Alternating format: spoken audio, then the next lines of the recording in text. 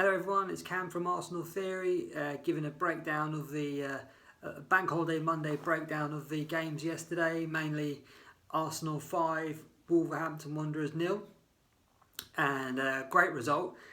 Couldn't help wondering where was this Arsenal for the last 3 months. They picked the time to kind of pull it out of the bag, but I suspect from what I saw at the weekend that Wolves were kind of, already on the beach. You know, they were safe, they weren't going to get relegated, there was nothing really on the game for them. And the Arsenal players, to be fair to them, kind of turned up. They looked zippy, is how I would kind of describe us in the first half. You know, Saka looked like he was back to his usual best. So, you know, Granit Xhaka with a brace, and Saka, Jesus and Kiwior with his first goal for Arsenal, which is always good to see. But, you know, it's hard to get too kind of excited after a game like that because ultimately there wasn't really anything on it. Man City lost to Brentford, but that didn't really obviously change anything. So they finished, I think, 6 points ahead of us, which, to be fair, it kind of makes it all look closer than it really was because the league was wrapped up for them a while back, really. So in the history books, if anyone looks back, they'll kind of go, oh wow, you know, that looks like it was quite close all the way to the end, but it wasn't really, was it? Because we all saw what endured from that. Everton, I think that's the second season in a row, or very close to it, that they've survived on the last day of the season. So I managed to catch just 10 minutes of injury time. Imagine being an Everton fan, watching that last 10 minutes of injury time. I just don't think I've been able to have coped with it. Barely cope with Arsenal, like getting Champions League places or whatever, let alone when your Premier League survival's on the horizon. So they're the beneficiaries. Southampton, Leeds and Leicester go down. I mean, we made Southampton look like prime Brazil. So I can't believe we dropped, 4 points to them lot this season. So, but it's good to see the back of them. It would have been really great for Arsenal fans, Everton, to go down because they always take points off us every season. But you can't win them all. So Southampton, Leeds and Leicester. Southampton have got a couple of players actually that Arsenal will probably be looking at, the likes of Lavia and Livramento. Although I don't know if he's on loan from Chelsea, Livramento, or if he's actually joined there permanently. I need to check on that. But two very tidy players that could do a job for Arsenal, I believe. And then with Leicester, there's kind of a host of players there, mainly Tielemans and Maddison, who Arsenal have been linked with both of those. I'm not particularly keen on either of them, really. Tielemans looks slow. He looks slow to me, and I question his mentality. Maddison, I feel, he seems to just pick up muscle injuries, and I'm not sure how he would cope with a manager like Mikel.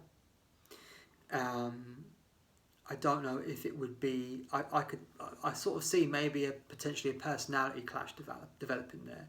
Plus, also, as everyone knows, I'm a big ESR fan. So, if Maddison comes in, then it really is possibly curtains for Emile Smith Rowe, and I don't want that, and especially don't want it at the risk of someone like Maddison coming in. So, to be honest, I suspect he's either going to end up at Newcastle or Man United. I don't think he's going to end up at Arsenal. So, but we'll see on that. Silly season has already started. So apparently Declan Rice is now heavily in talks with Bayern Munich, which I don't doubt that, but I'd be very surprised if he goes to Germany. Talking of Germany, sorry, just a bit of a detour. So Borussia Dortmund got pipped to the title by Bayern Munich in the craziest fashion imaginable. So it's the final game of the season. Dortmund are at home to Mainz, Bayern are away to Cologne, and Dortmund just have to win. If they win their game, they're the Bundesliga champions. or if Bayern draw. Dortmund, in pure Arsenal fashion, go 2-0 down at home to Mainz. A bit like the Southampton game, really. Miss a penalty. Bayern go 1-0 up. And Dortmund get it back to 2-2. And then can't get the winner and lose the league. What makes it even worse, though, is that the Bayern coach, Tuchel, used to manage Dortmund. So this would be like, someone described it on Twitter online, I can't remember who, they basically said it would be like Arteta leaving Arsenal, going to City, and then beating us on the last day of the season on goal difference to win the Premier League.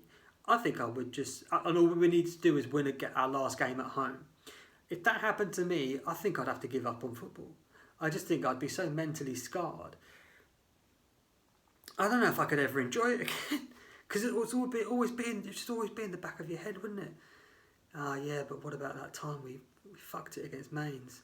But anyway, I was kind of watching that I think that happened on the Saturday, and that was it was exciting. It was been a really actually exciting weekend of football. You know, Liverpool, Southampton did a 4-4. It was a crazy game there, but it's all over. I'm glad it's over now. We can look forward. I know the Chelsea fans are glad it's all over. Pochettino's been announced as manager, so they're going to come back stronger because he is a proper manager. You know, is he going to lead them to Premier League glory? I don't know, but that's not necessarily their goal at the moment. The goal, I think, is just to become a functioning, competent side. That should be their goal, and he is obviously more than capable of delivering that. So we'll see what happens there. So lots of rumours about Granit Xhaka leaving.